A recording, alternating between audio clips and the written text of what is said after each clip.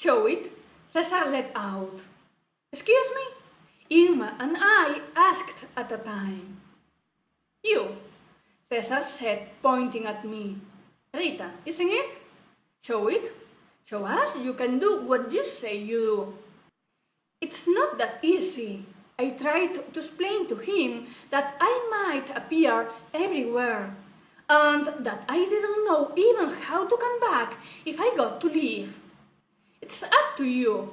Or you prove you are telling the truth, or I call the police, Cesar threatened. Irma's smile vanished, and her eyes looked at the phone, and at Cesar, and at me. I took it seriously. Fine, I'll try. I have to go to the bedroom, I said. Whatever you need, Cesar invited. I went to the bedroom, and as I saw the bed without blanket, I realized that I was wearing no clothes, and that it didn't matter if I was the good shot of ending at the Chipirons again. But it would if I ended in other place of those where I didn't have a wardrobe full of clothes waiting for me.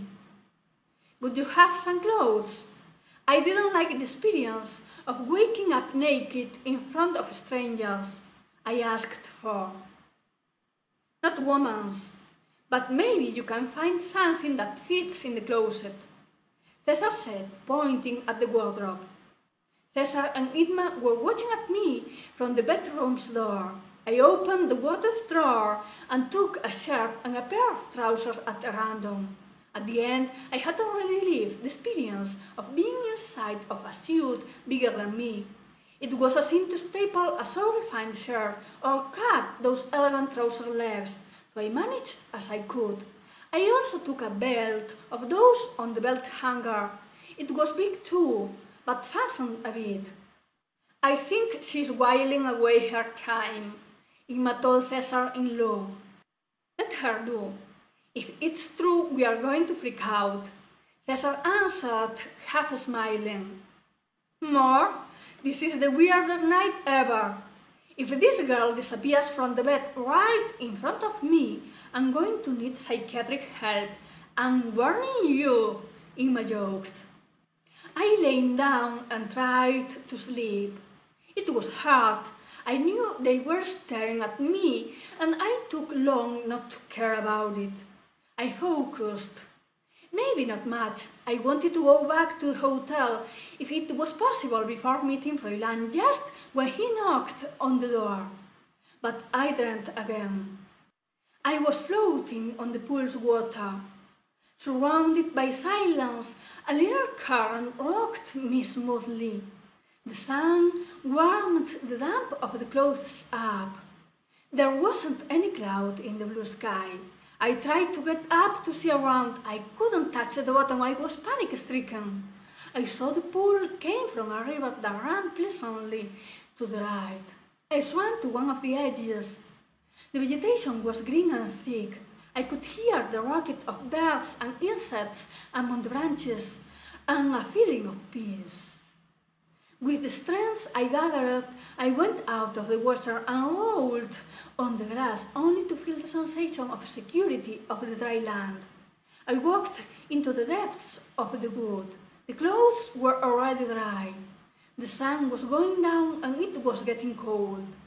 On the horizon there weren't signs of civilization. I sat down with tiredness, a strong blow. Excuse me, I didn't want to wake you up, Cesar said, but you have to understand that I got worked up if I find a stranger on my bed. It's not that my clothes don't suit you, but I'd rather you ask for permission first, for the bed thing as well as for the clothes. Did it work? I asked, almost stating, because Cesar was wearing different clothes and the blanket was other. What? One distant Cesar asked. How what? The traveling time. And Irma? I said, almost without breathing. And at the same time I was speaking, I thought that if we were a bit more fast-sighted before show him I could travel in time, I should give him a proof of my former presence. It was obvious my lack of experience.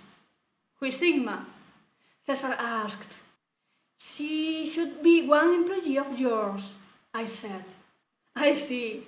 And this is a new technique of contracts negotiation. It's fine. It's original. Cesar dropped with sarcasm. You didn't set the factory at the city yet, did you? I asked. Factory? I can hardly bring the garage up, and I'm going to set a factory, he said, muttering. I looked at him. He was younger, still classy, but dressed in a messy way. I really don't like you, Chris, the only suit I own, he said with coldness.